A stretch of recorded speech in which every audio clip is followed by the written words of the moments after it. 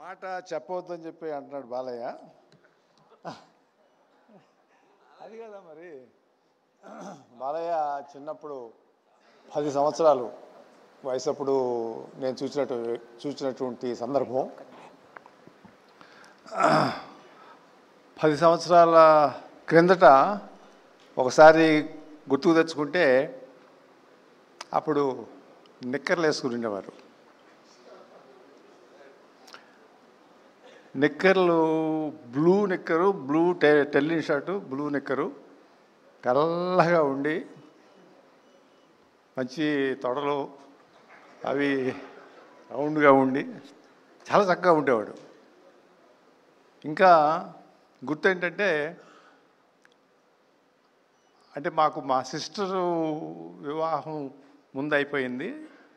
అప్పటి నుంచి నేను ఆ ఇంట్లో వస్తూ పోతూ ఉన్నటువంటి సందర్భం. తర్వాత 79లో మా వివాహం అయింది. తను 10 సంవత్సరాల అప్పుడు నేను చూసినటువంటి బాలయ్య ఒక ఆయా ఉండేవారు. ఆయా పేరేంటి బాల నాకు తెలీదు. ఆయాకి దాదాపు 45-50 సంవత్సరాలు ఉంటుంది. పెద్ద ఆవిడ బాగా చూసుకుంటూ ఉండేది. బాలయ్య ఆ ఆయాను పట్టుకుని నువ్వు సత్యభామని నేను శ్రీకృష్ణుడు అని చెప్పి శ్రీకృష్ణుడు డైలాగ్స్ అన్నీ ఆ సత్యభామ అని చెప్పేసేసి ఆవిడ వెనకమాల పడతా చూశాను నేను. అరే ఇంత చిన్నప్పుడు ఈ శ్రీకృష్ణుడు డైలాగ్స్ వల్ల వేయటము లేకపోతే చెప్పటమో నటించటమో అనేటటువంటిది ఓహో కళ అంశం వచ్చింది, ఈయన రాబోయే రోజుల్లో మంచి నటుడు అవుతాడు అని అనుకున్నాం. కానీ 50 సంవత్సరాలు ఉంటాడని చెప్పి అనుకోలే. 50 సంవత్సరాలు సామాన్యం కాదు. ఒక రంగంలో, అది కళారంగంలో మెప్పించటము ఒప్పించటము అదే స్థాయిలో నిలబడటం అనేటటువంటిది మనిషిలో కృషి ఉండాలి, పట్టుదల ఉండాలి, దీక్ష ఉండాలి. ఇవన్నీ నేను మొన్న ఈ మధ్య చాలాసార్లు అడుగుతూ ఉంటాను. నేను బాలయ్య నువ్వు అల్లరిచిల్లరగా కనపడుతుంటావు నాకు మాట్లాడేటప్పుడో లేకపోతే సందర్భం సమావేశాల్లో చూస్తూ ఉంటాను. మరి నీకు ఈ రకమైనటువంటి పట్టుదల ఇవి ఎలా వస్తవి? ఇది మామూలుగా ఈ రకమైనటువంటి ఒక కృషి, ఒక పట్టుదల, ఒక రకమైనటువంటి ఆ దీక్ష లేకపోతే రావే అంటే నేను తెల్లారి 3 గంటలకు లెగుస్తాడు కదా, అప్పుడు వల్లె వేస్తాను.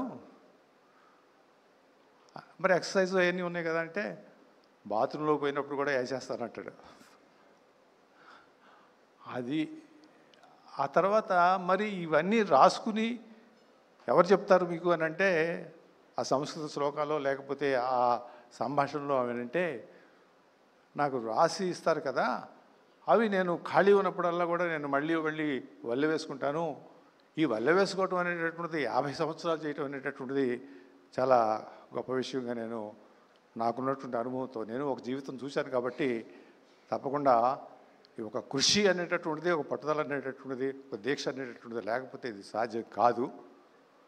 చాలామంది చెప్తారు కదా సినిమాల గురించి, ఏది నరసింహనాయుడు లేకపోతే ఈ మధ్య వచ్చినటువంటి అఖండ, మిగతావి లెజెండో ఏదో చెప్తూ ఉంటారు. నాకు నచ్చినటువంటి చిత్రం గౌతమిపుత్ర శాతకర్ణ.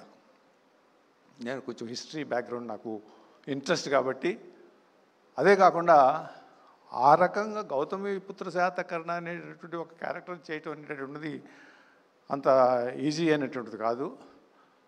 అది నేను చూసినప్పుడే వెంబటే చెప్పాను వాళ్ళకి. ఎక్కడో చీరాల్లో చూశాను నేను.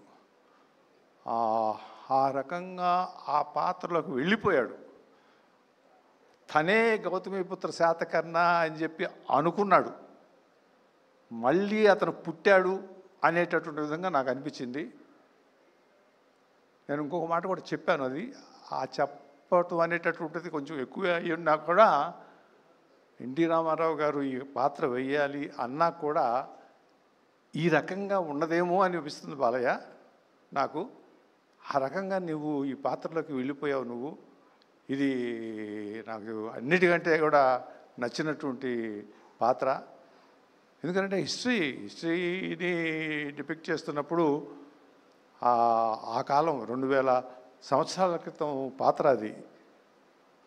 ఆనాటి పాత్రని తీసుకుని మలిచి దాన్ని అవగాహన చేసుకుని దానిలోకి వెళ్ళిపోయి ఒక దీక్ష పట్టుదలతో చేసినటువంటి చిత్రంగా నేను భావించాను. మరి సరిపోద్ది అనుకుంటాను. Thank you very much for calling me and I wish you all the best. And next జనరేషన్కి ఛాన్స్ ఇవ్వండి. మనం 50 సంవత్సరాలు అయిపోయింది. అది లొకేషన్ అవుతున్నట్టే అర్థం. ఆయన కూడా అదే ఉద్దేశం, నెక్స్ట్ జనరేషన్కి ఛాన్స్ కావాలని చెప్పి అడుగుతూ ఉంటారు. కాబట్టి let us wish the next generation to move forward and then take the reins. Thank you very much. Thank you sir, thank you very much. Doctor Daggubati Venkateswara Rao గారు, థ్యాంక్ యూ ఫర్ అమూల్యమైన విషయాలు చెప్పారు. అలాగే